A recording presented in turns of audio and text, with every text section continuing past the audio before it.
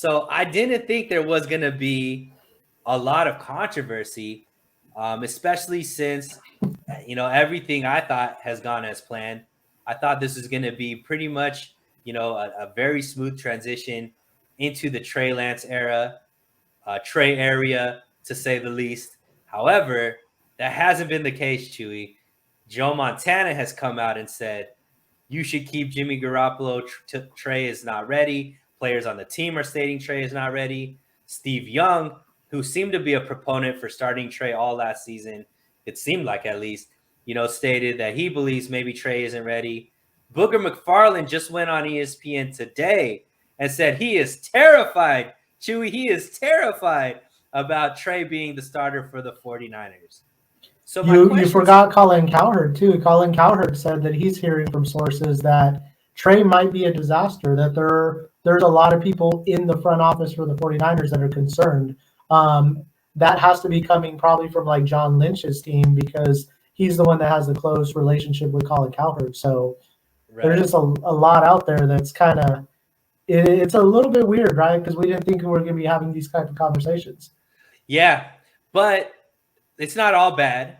There are other reporters that are stating, obviously Jay Glazer is always very high on Trey, saying that, the team loves him. They're saying that they're seeing things out of him that are just wowing people during practice. I know that practice video has come out and you saw some pretty impressive plays that he was able to do. And not to mention, just last season as well, Chewy, his first game against Arizona was very questionable play calling. They seemed to just use him as a running back. It wasn't able to use him for his full, I guess, game playbook or whatever. But then against the Houston game, when he started against Houston in a must win for the 49ers, I thought he played relatively well. I thought he played extremely well, actually.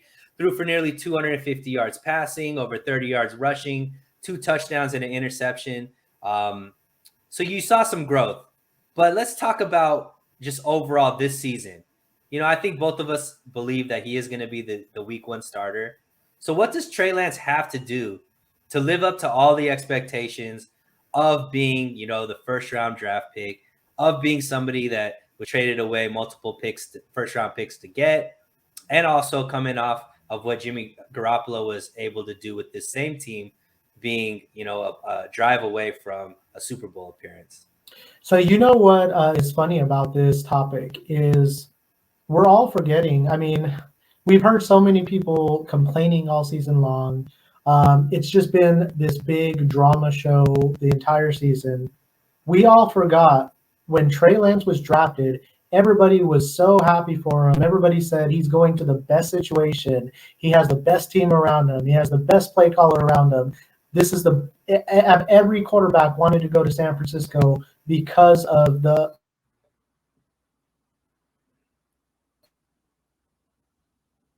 Oh, Chew, you still with us?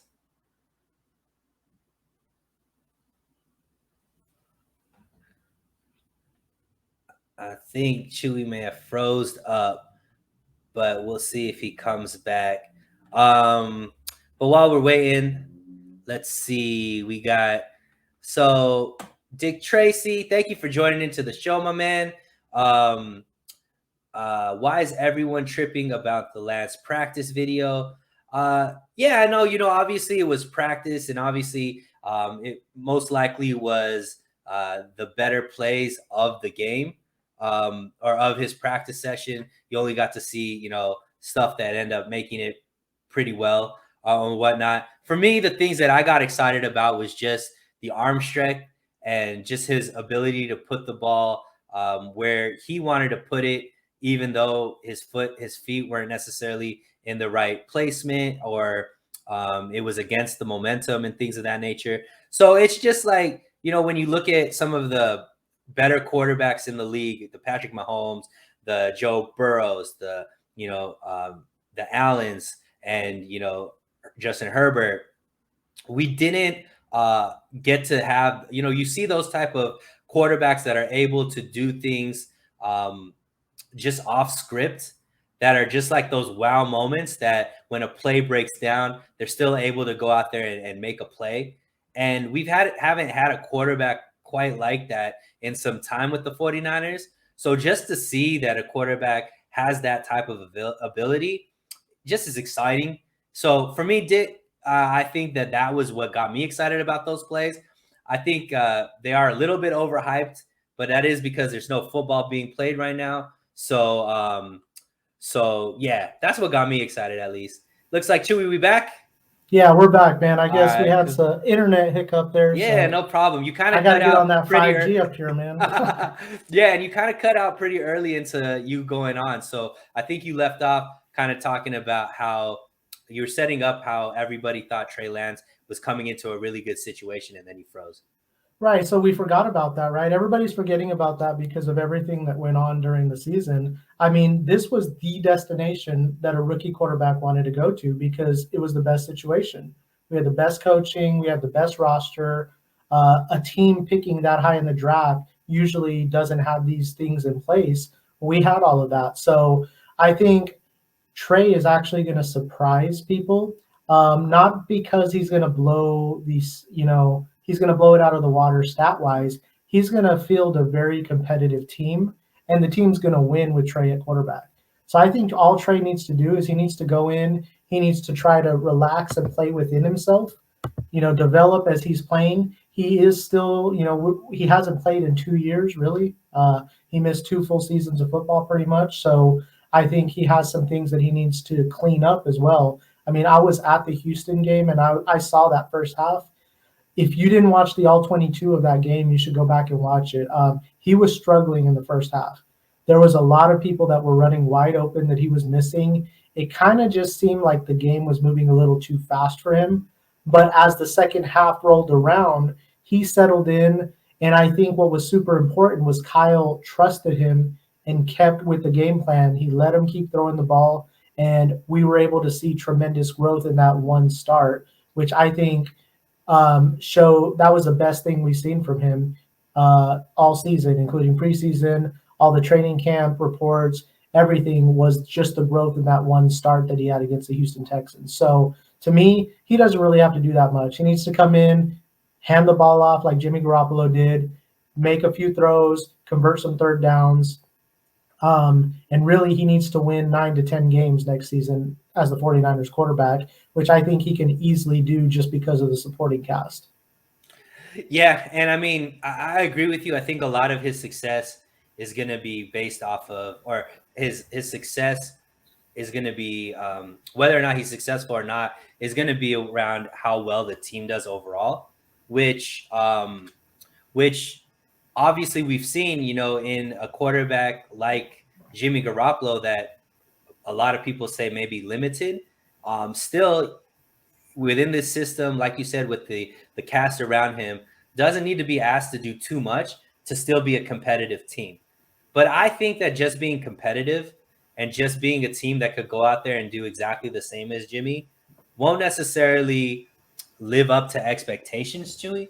Just because I think that when you trade what you traded, and just how much the fan base is like looking for a superstar to be a quarterback for the 49ers again, I think there's some that have all of these extremely high expectations. And I that's mean, I why, think hold on, let me finish before you cut me off. And that's why you're starting to see a lot of these reports come out from the guys like Booger, come out from guys like you said, Colin Cowherd, Joe Montana, Steve Young, is because this isn't a third round quarterback that they're saying they're going to start. This is somebody that they traded, 2 future first round draft picks plus taking a draft pick. To me, I think that that's what he's being judged based off of, not just to go out here, have like just play well enough for the team to win. I think they're looking for him to be a force multiplier, to be able to open up Kyle Shanahan's playbook, to have that deep throw, be a consistent threat for the 49ers, which hasn't been the case in these previous seasons. So even if he wins and he just does enough, much like what people looked at Jimmy Garoppolo as, I think that they'll still consider him not living up to expectations. That's the only point I have. But go ahead. So the only place that I would disagree with you there, Sunil, is when we traded for Jimmy Garoppolo. Jimmy Garoppolo had been, you know, brought of age by Tom Brady. He had been mentored by Bill Belichick. He was the chosen one that they had anointed that was going to replace Tom Brady. There were reports that Bill Belichick even wanted Jimmy Garoppolo instead of Tom Brady because he thought Tom Brady was over the hill. So Jimmy Garoppolo came with like instant expectations. He wasn't that young when we got him. He was what, like 27, 20? He was 26 years old, I think, when we traded for him. Mm-hmm. Trey Lance is 20. He's going to be 22 years old when the season starts. That's still going to be younger than some players drafted in this year's draft. That's going to be younger than every other. He was the youngest rookie drafted, I think, last season. So, for people to have that high of expectations on a 21-year-old who's going to be 22 when the season starts, it's unrealistic. I mean, if people have those unrealistic expectations, they might be let down. But if you're a realist and you understand Trey Lance hasn't played in 2 seasons, he's only 22 years old, he has a career of 10 to 15 years ahead of him, probably 12 to 15 years ahead of him. There's going to be so much room for him to improve as he gets older. For him to just go out there, be able to play at the same level of Jimmy Garoppolo, he's going to take the top off the defense more than Jimmy Garoppolo could, just because he has the physical talent that Jimmy Garoppolo didn't have. But, I mean, if he goes out there, we're leaning on the run game and we're winning games, I think you're going to see a big shift in the narrative midseason. They're going to say, okay, this kid does have it. I just think that we're going to see that change. I mean, because Jimmy Garoppolo has staunch supporters because of that win-loss record. I can't see Trey Lance not having those same type of support because he's going to have a very similar win-loss record. Yeah, and I mean, I agree with you in the sense that that should be what the expectations are, but it doesn't seem like that is the case, right? Because they're not talking like there's so many reports, and I haven't necessarily seen this out of any quarterback that I could recall, right? Is so many people being critical of him before he's even been able to be a starter on the team. And it's not stuff like, oh, he's not working hard enough, or he doesn't, he's not, his attributes or his strengths were over exaggerated and things of that nature. It's people already saying that he's not a good enough quarterback to play in the NFL or be a starter for this team. And I don't understand how that could be said. He's already won a game in the NFL, right? As not even being able to be a starter at the full helm. And it was a must-win game. And the offense put up just as many points as the offense was averaging, with with Jimmy Garoppolo as quarterback. So for me, it depends on, I guess, who's setting those expectations. But I agree with you. For him to live up to expectations, the win loss is going to be the most important. But for me personally, I would like to see him be able to score more points, or at least this offense be more of a threat consistently than it has been when Jimmy Garoppolo was a quarterback. And the reason why I say that is the defense had to bail out the 49ers offense quite a few times this season. And especially in the playoffs, Chewy, the fourth quarter of games, and even the second half to an extent, the 49ers offense was very stagnant. I mean, they've scored very few points in the fourth quarter, and this is going back to 2019 as well. And that has been one of the Achilles heels for this team when the games that they've lost, it's not being able to score in the fourth quarter.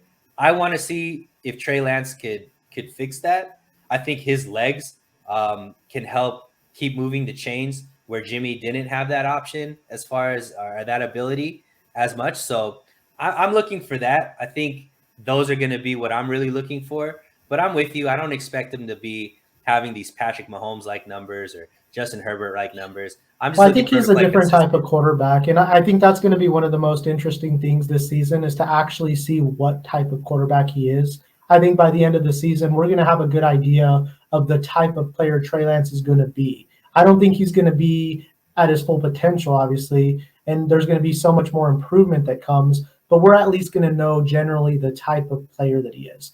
Is he going to be super accurate ever? Does he really have a big rocket arm? Is he a good runner? Can they do design runs, or is it just going to be off of broken plays? Is he going to be more of a rollout quarterback? Like, we're going to find out exactly what type of player he is. And I think after this season, we'll be able to level set and set realistic expectations going forward for him. Absolutely.